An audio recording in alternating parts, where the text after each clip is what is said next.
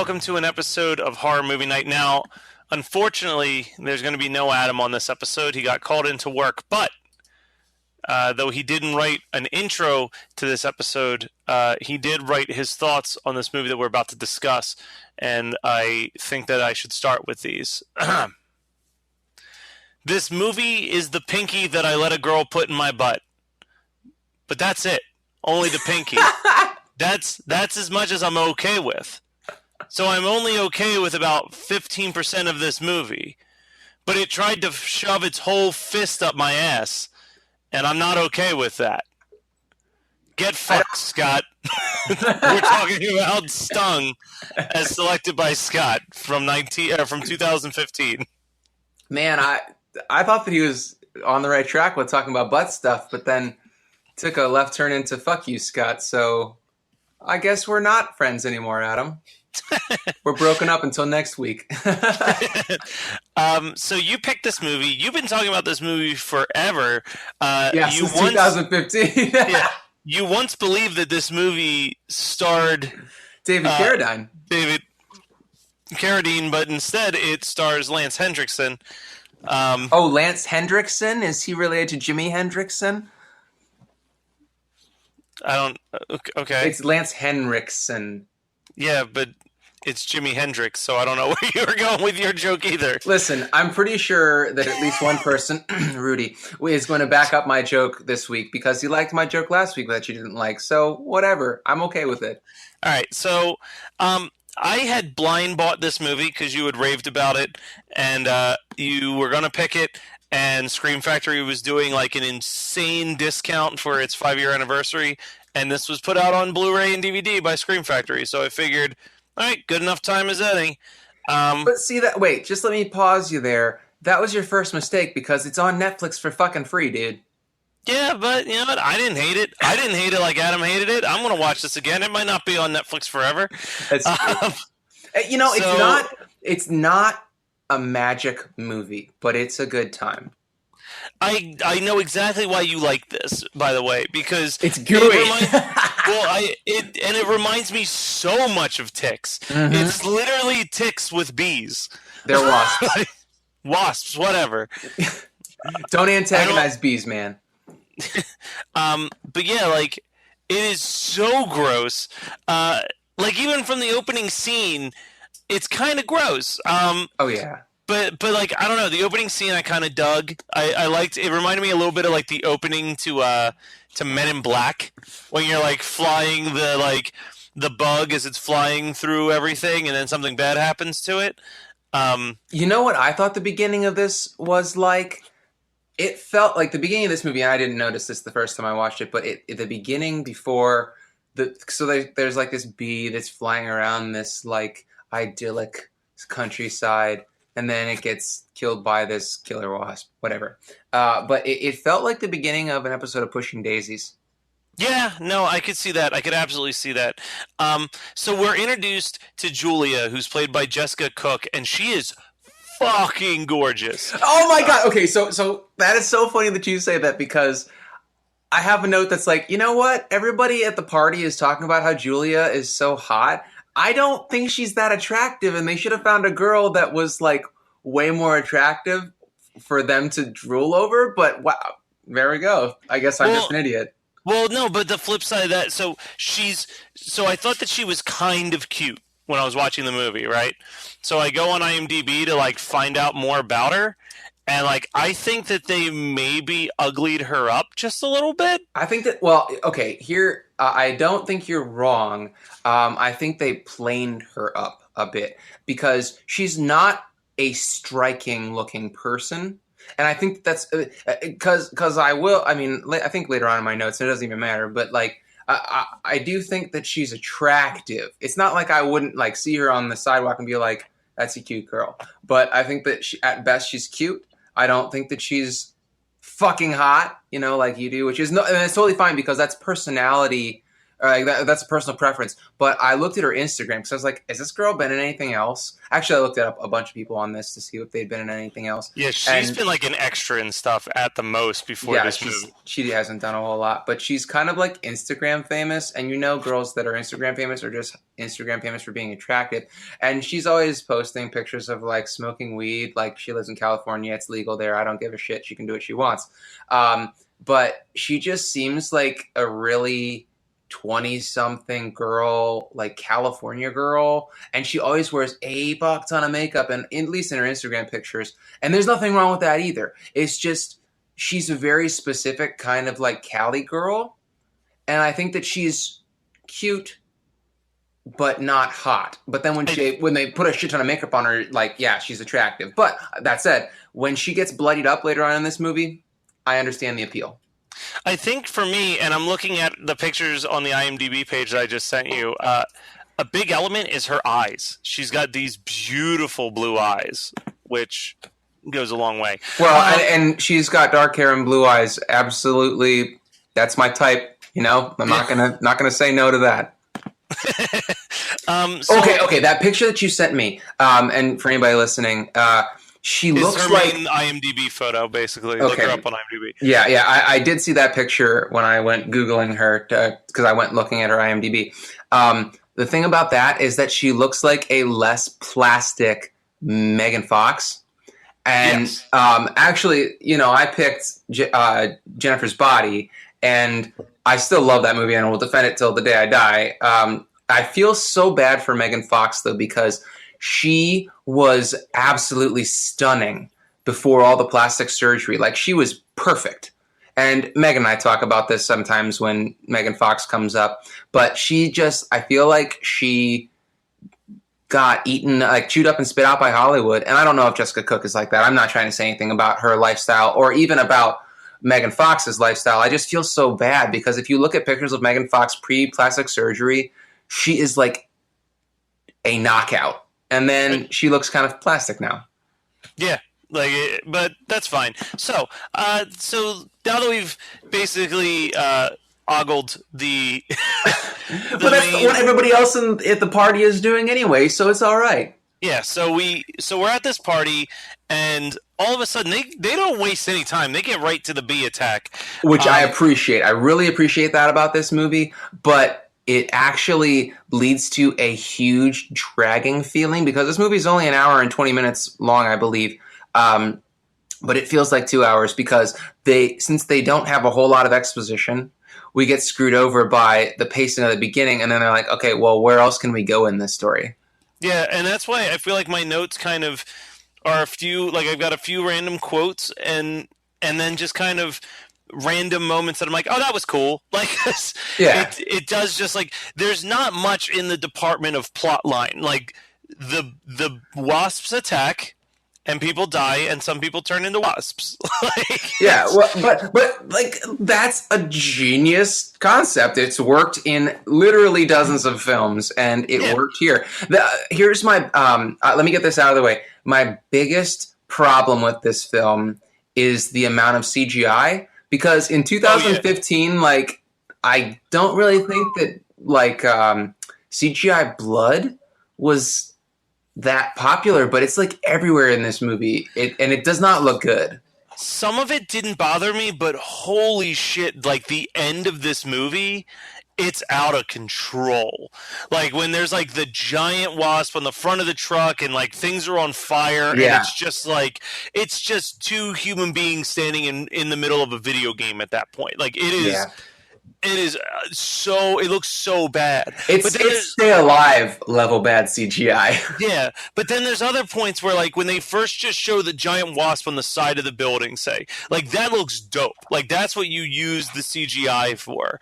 But why did they use CGI for, like, 3/4 of the blood spray? Which, I mean, it's just... That's not a question you can answer. It's just kind of like smacking my forehead, like, why? CGI blood makes no sense to me. I understand the idea that, like, squibs are kind of more dangerous than there were. So if you want to use, like, CGI for kind of like the back of something being blown out so you're not, like, strapping explosives on the back of an actor's head, totally get it. But But don't you think that they could have spent? And I don't think that it's squib work. I honestly think that as I was watching the movie and I was getting more and more annoyed with the CGI blood, I think a lot of it is just like spray from below the screen.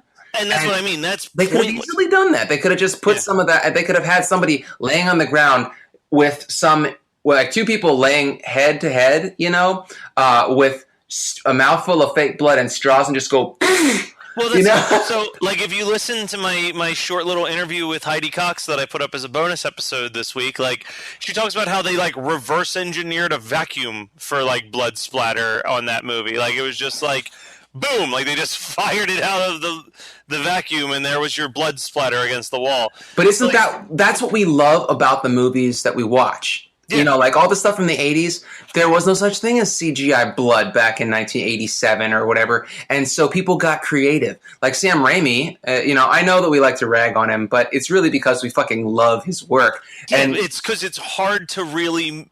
Like, if you asked me to name 3 bad Sam Raimi films, it'd be really fucking tough to do. You'd have to do research first. Yeah, but, like, even, like, for all of its faults, like, even Spider-Man 3, he is the last person on the list of people to blame for Spider-Man 3. Absolutely, yeah. Like, he did everything he could to make that the best Spider-Man movie possible, and like the elements where it feels like a Sam Raimi movie are fantastic. It's the parts that feel like they were forced to be added that the movie falls apart in. Yeah. Can I say one thing? Since we're talking about Sam Raimi and Spider-Man 2 is still probably the most comic book movie I've seen. I haven't seen Spider-Man Homecoming yet, but yeah, no, I think that's safe. I would say a comic book in the good way, because I would argue that despite all of the complaints that people have about these movies, and I'm not saying that they're good movies, Batman Forever and Batman and Robin are very comic book feeling comic book movies. Oh yeah. But I honestly think like Batman Forever feels like a kid's comic book, whereas Spider-Man feels like a teen's comic book. It felt true to like the main ethos of Spider-Man, even though Peter Parker is like an adult in those movies and kind of. And I'll say I also haven't seen Spider-Man Homecoming yet, but it definitely feels like up until Spider-Man Homecoming, which I hear is great, it was the best balance of Peter Parker and Spider-Man that we had, because like my opinion was always that the Sam Raimi Spider-Man movies really got Peter Parker down, but Spider-Man didn't quite feel like Spider-Man, whereas like those the Andrew Garfield. The Andrew Garfield ones, like that wasn't Peter Parker whatsoever, but when he was in the suit and like wisecracking and stuff, it really felt like Spider-Man. I agree. Well, and the thing is that I don't even have a problem with the Sam Raimi Spider-Man. I really only have a problem with the Andrew Garfield Peter Parker, and that's not even his fault. Like, yeah. I liked the Amazing Spider-Man movies. I didn't hate them. I think that there's some issues, especially part 2. Like, Paul Giamatti has no reason to be in Amazing Spider-Man part 2. But that was the Spider-Man curse, though, where they added too many villains. And, but I feel bad for Andrew Garfield, because he seems like he had a good time with the character, and it's big shoes to fill with Toby, because it was a huge deal for Spider-Man to get made, and there were 3 of them even before they started with any of the Amazing Spider-Man stuff and like rebooting it and blah blah blah.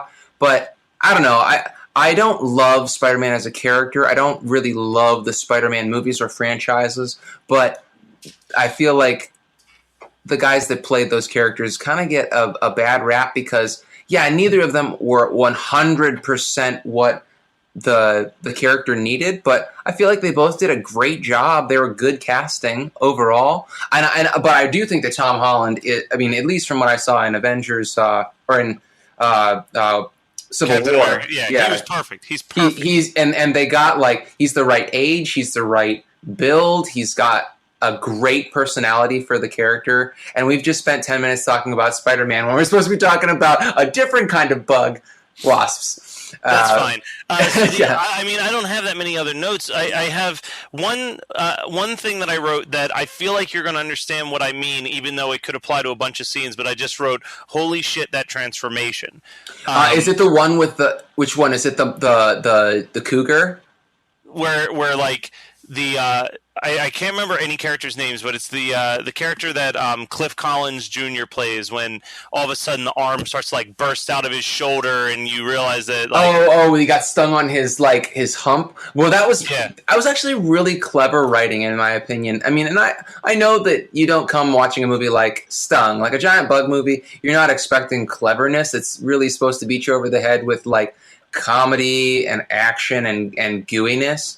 But I thought that was very clever that we had a little bit of exposition of him talking to Julia about how his parents kind of ignored him because he was malformed, like, but then it makes sense. Like, he's like, it was a twin that got absorbed. And so when he gets stung on his hump, it becomes just like the twin that never got to live. And so he gets to fight with the secondary the hive consciousness. I thought that was really fun. But I have to say about that scene when Kmart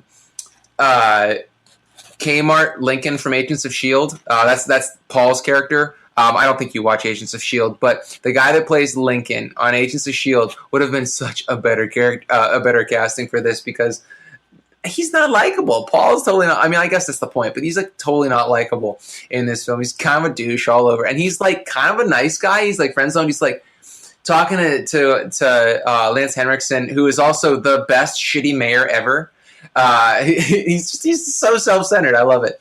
But and everybody is absolutely worthless at fighting these wasps, which I also think is pretty funny, except for Julia, who eventually redeems herself by like using a hedge clipper, like an electric or a gas-powered hedge clipper to chop the I can't remember the son's name.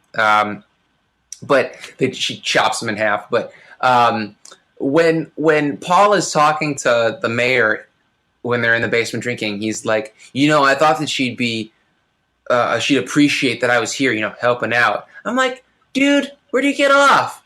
You're mad because you're friend zoned because she doesn't think you're cute just because you have a crush on her? Like, get over it. I'm surprised he didn't have a neck beard and just had shaved his face. He sucked. I was actually disappointed that he was like banging her at the end of this movie, which is actually where my suspension of disbelief broke, and it wasn't the flying cow wasps, which I think was hilarious. But the transformation that I thought you were talking about at first was when the cougar who is hitting on Paul, the bug comes out of her throat basically, and then has her skull like on its claw. I thought that was pretty fun. The CGI is also so bad in comparison to how goddamn awesome their puppetry work is in this movie. There's so much awesome puppet work, and it looks like they had multiple puppets, and they're animatronic as well as probably manipulated by people. I think that they had like the multiple articulation system in place where people were moving the large pieces, and then they had mechanics to move the smaller stuff, the radio powered mechanics. And that is exactly why I picked this movie, is because I feel like if you strip away the shitty CGI and the kind of lack of a good plot, but the thing is, the plot doesn't even matter in movies like this, so the plot is inconsequential in this as well. But if you strip away the bad CGI, I think that this is a great homage to 80s bug movies, and there were a ton of them. And yes, I mean, Tix is in 93 or whatever, but this movie is a ton of fun. I feel like it would be better watching it in a group of people. I've watched it twice by myself, but I always watch shit by myself. But the part that you were talking about where I can't remember the son's name. He's like trying to feed Paul the grub so that he can become the male wasp to impregnate his mom. Oh my god, that part is hilarious and so uncomfortable. He's like, "You're gonna be my new daddy." Yeah, this movie is fucking ridiculous. I definitely watch it again. Okay. I just looked down at my notes for the first time. the shoulder wasp, it's an homage to Basket Case. That's why you love it. Pretty much. Yep. That checks out. Story checks out there. Stay tuned for more Basket Case talk. Yeah. So I I definitely feel like this is a movie that I'm going to make more people watch. It's one of those things that I'm definitely going to subject people to in the future, and I'm okay with that. I feel like there's nothing wrong with that. It's not like making people watch. I don't know, what kind of shit do you make? Like, it's not like making people watch Freaked. Hey! I like Freaked, but I feel like it's got a higher bar to entry than Stung. I think, okay, so what you're saying is that Stung can be like the entry gate that builds eventually to Freaked. You can't start people off on Freaked. Yes, exactly. Okay, yeah, Freaked is like intermediate level, and Stung is definitely an entry level horror movie. It's gross, but it's like, I really think that the grossest part is when that like gigantic grub is being pushed in Paul's face because of the implications. But yeah, I mean, there's a couple good quotes in there. I'm a gynecologist, for Christ's sake. And do you want to make out was another one that made me laugh out loud when the two are stuck in the car. But yeah, I mean, it's definitely a good, fun movie, but not something that I think I would watch repeatedly, but definitely would enjoy watching once in a while with some random friends. Yeah, and I think I could get one more watch out of this and then take 5 years off. You know, I feel like if you were to make a compilation of like the intros, like, or not the intro scene, but the garden party scene where people are getting fucking killed and turned into bugs, and then maybe the part with the giant like the baby slug or whatever it is that he wants him to eat. If you just did that into like a 20-minute thing, I could watch that yearly because those are awesome. But the pacing is just kind of excruciating otherwise. Yeah, I think that's fair. So unless you have anything else to talk about. No, I'm good. I have something I want to tell you about. I mean, like I have a what have you watched for you though. Set a course. Set a course.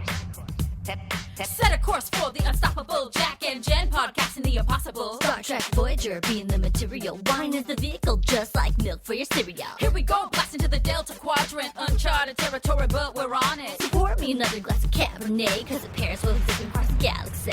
Never in my life was a cruise so brave. Never was a time that I lacked rosé. But you learn something new each and every day. To explore new things is a Starfleet way. Podcast hailing from the Geekscape Nation. Talking Star Trek with the wine persuasion. So you wanna live long and prosper fine? Then you better tune in to 7 of Wine. And this is 7 of Wine, where we review an episode of Star Trek Voyager and a bottle of wine at the same time. I'm Jacqueline. I'm Jennifer.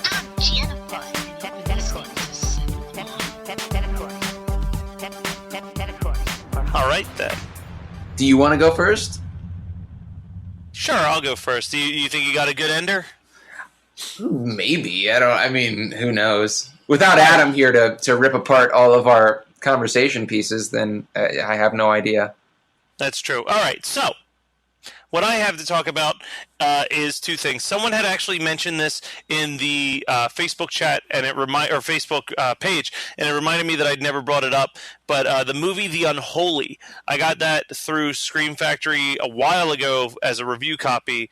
Or no, not Scream Factory. This one was from Vestron Video, but it's nothing that we would ever discuss on the podcast. It's a little, as crazy as it is, and like the last 10 minutes has one of the most terrible rubber monster. Wait, is the Unholy the one where it's like an ugly hot demon or something like that? Yeah. I don't exactly know how to explain it otherwise, you know? Yeah, I'm trying to find an image that I can hold on to for whenever this episode comes out. But it looks like a weird, ghoulie, but it's got boobs. Yep, that's the one. I haven't seen the whole thing, but I have seen that last scene that you're talking about. Yeah, the movie itself is really cool and like really well paced, and it's a good like creepy, like satanic, demonic type horror film. And then the rubber monster thing pops up, and it's a little rough. Oh no! I'm sorry. This movie is on my 8-pack. I've seen this movie. It's got the priest, and yeah, dude, this movie is ridiculous. Yeah, I'd never pick it for the podcast just because Adam would be pretty inconsolable.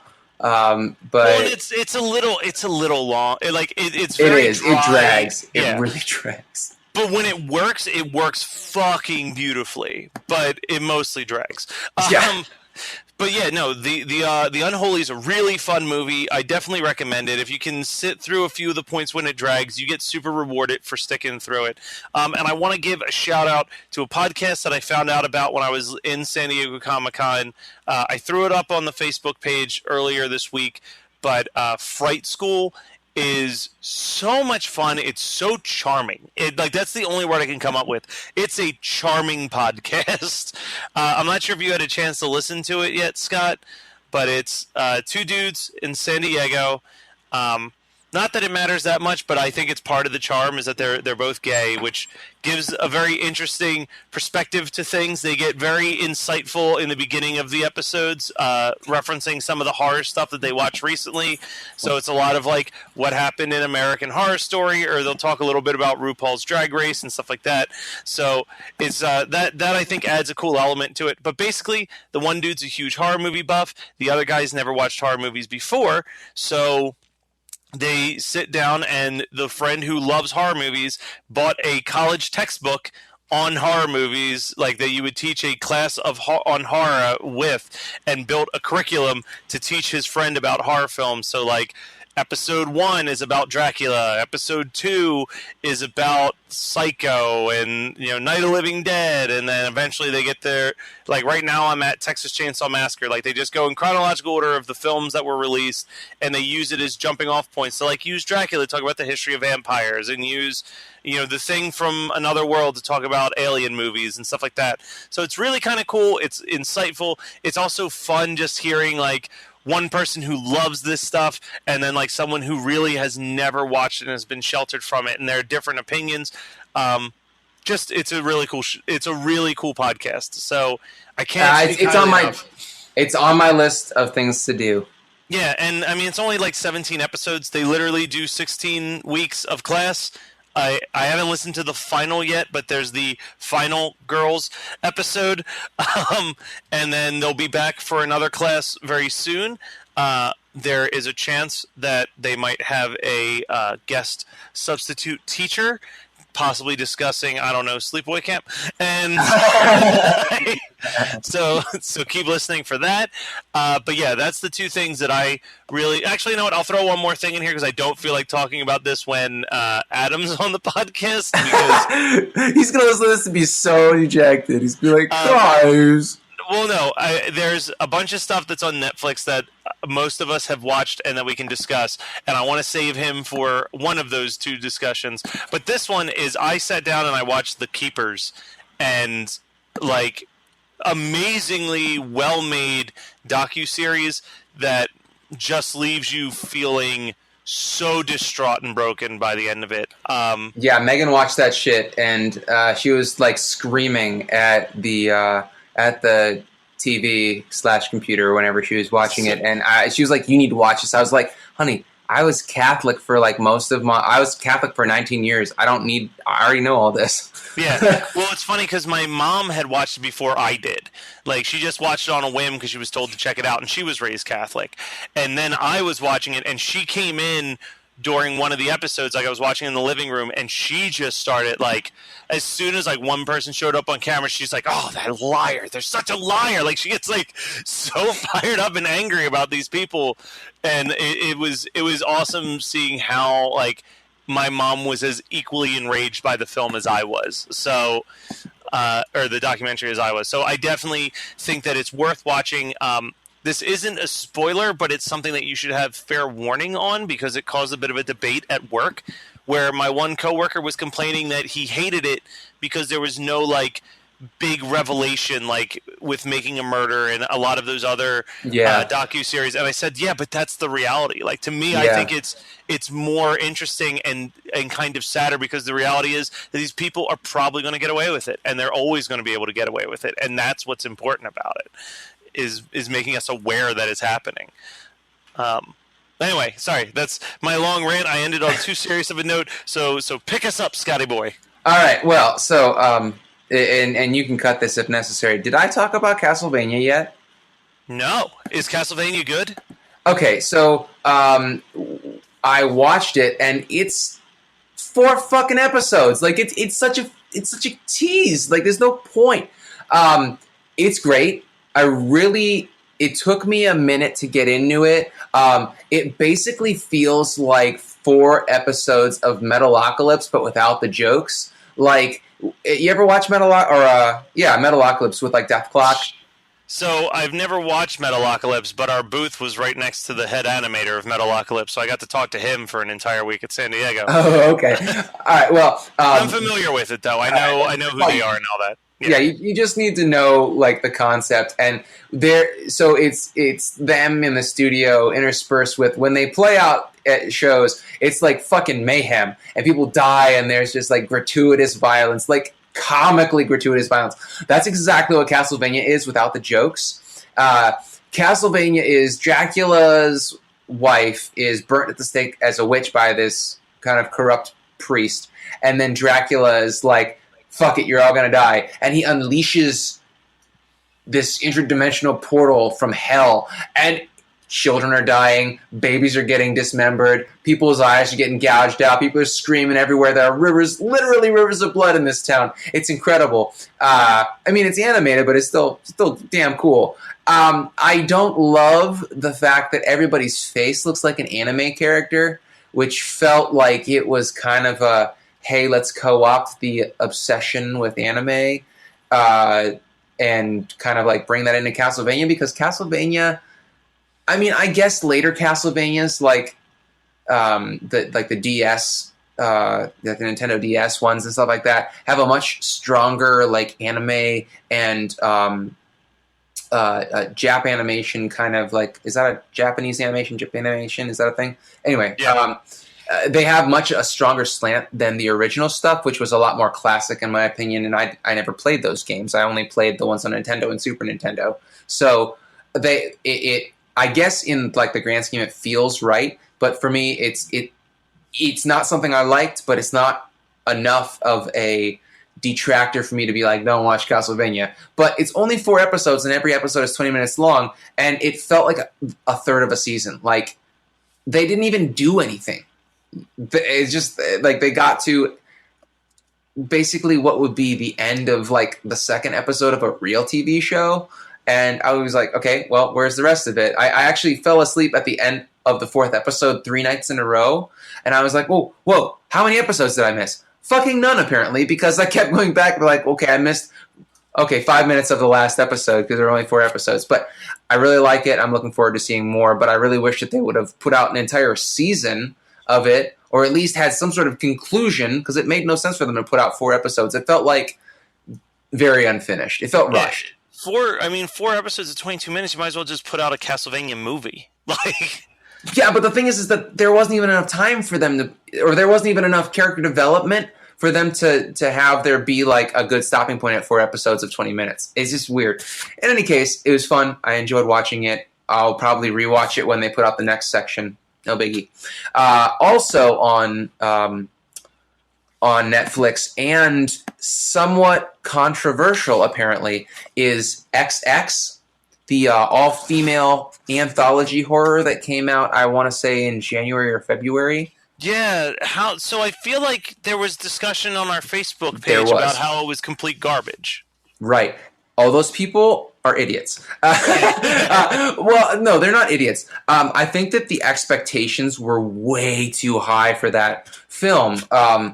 Anthologies, as a rule, are weak. The only one, in my opinion, really that's ever done it the way I want to see it is Trick or Treat. I mean, I can't think of another anthology that fits the point of having all those movies happen in a town on the same night, have a good wraparound story. It's smart, it's funny, it's brutal, it's clever. You know, like it's dark, but also there are kids kind of like doing the Goonies / Monster Squad type shit in Trick or Treat. XX has big shoes to fill because I feel like people were expecting it to be as good as Trick or Treat. It was never going to be that good. I think that individually there were some really strong pieces. The Box is actually one of the most unsettling shorts I think I may have ever seen.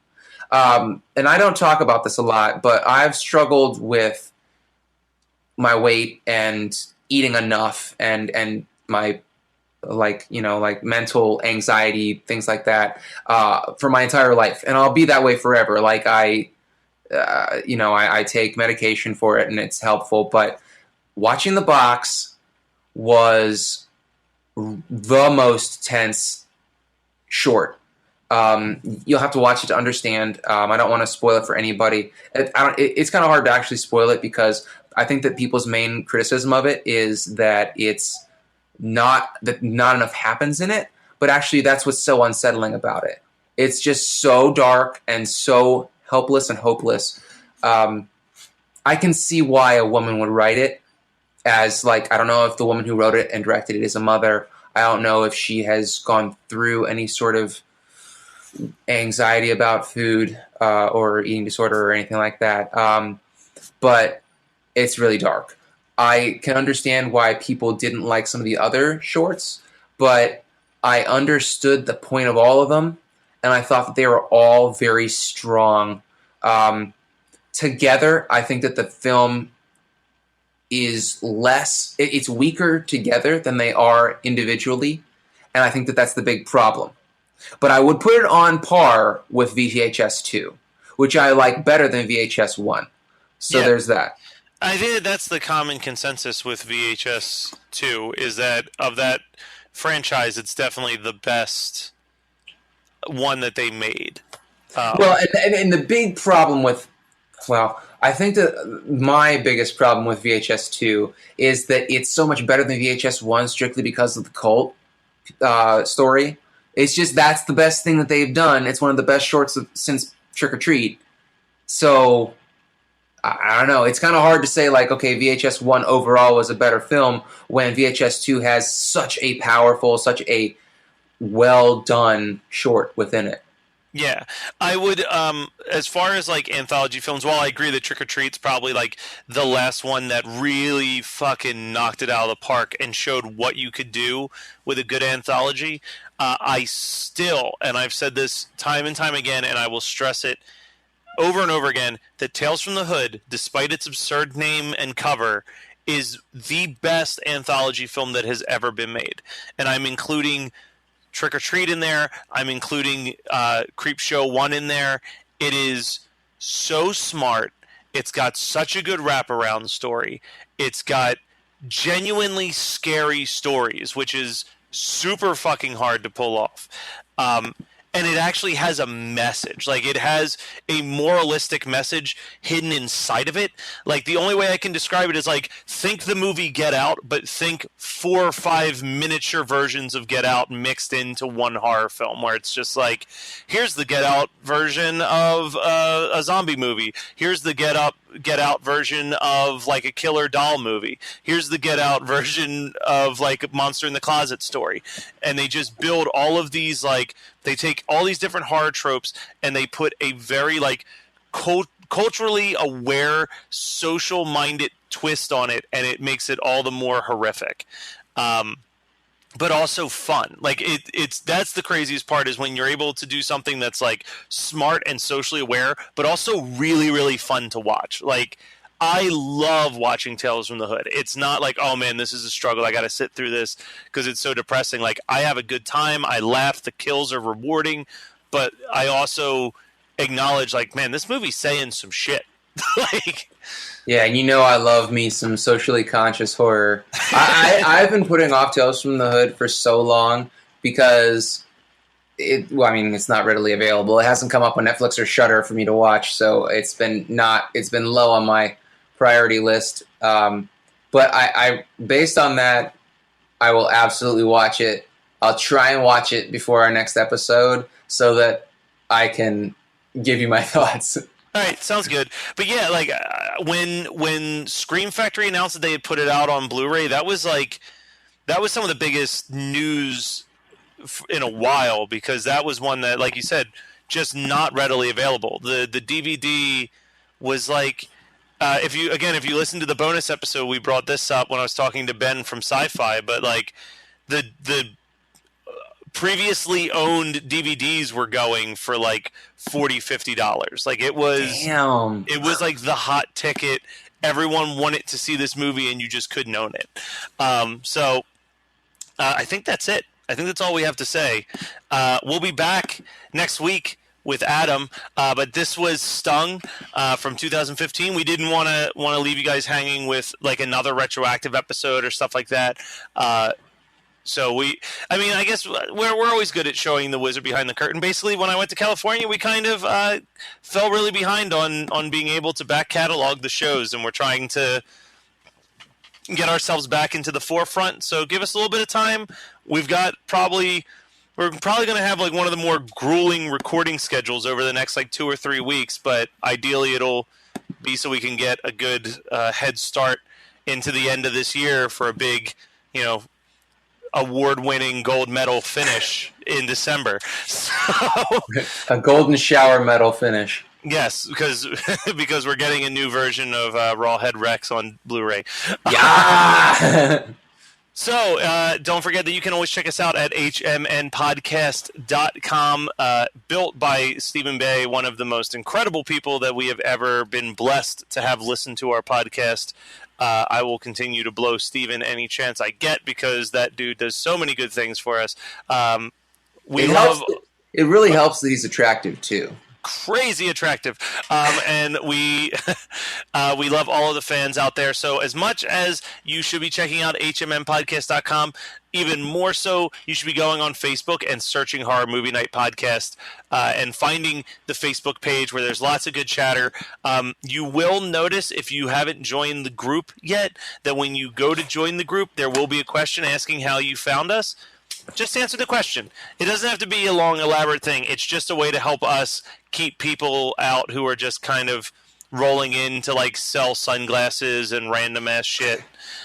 So like you're kind of suspect if you're a member of 3,500 groups on Facebook and you don't speak English. So we're kind of wary of you guys. Yeah, and you joined Facebook 3 hours ago. Yeah. I mean, it's really for the benefit of everybody that's not just us, because it's minimal effort for us to ban assholes, but for the people that come on the page and put their time into reading what we have to say, listening to our podcast, talking about horror, things that they're watching, their thoughts on horror in general, like, it's going to get lost in the din if we don't keep ourselves clean, keep our page clean. So it's not for us as much as it's for the people, the listeners, and we just want everybody to be able to have a good time and not be like, well, there's more bullshit coming up on the HMN Facebook page. I don't want to follow that anymore.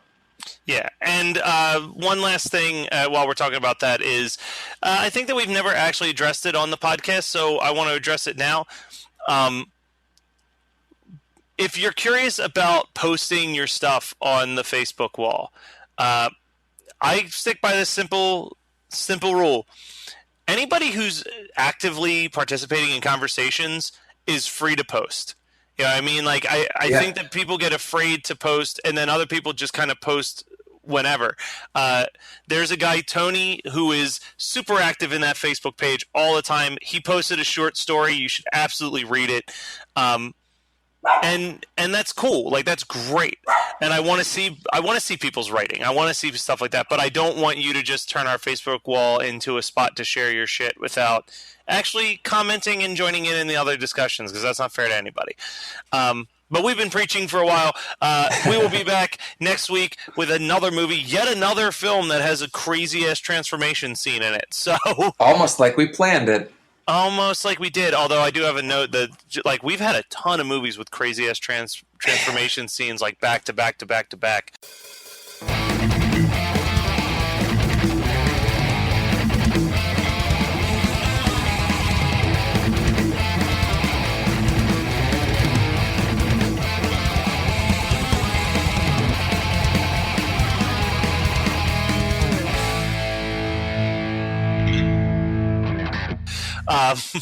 And a... Oh, shit.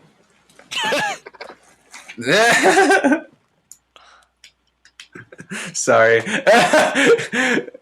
I almost didn't have to do any editing on this episode. Well, at least it's at the end. All right. This is your captain signing off. Yeah, I'm going to finish the sentence you were going to say.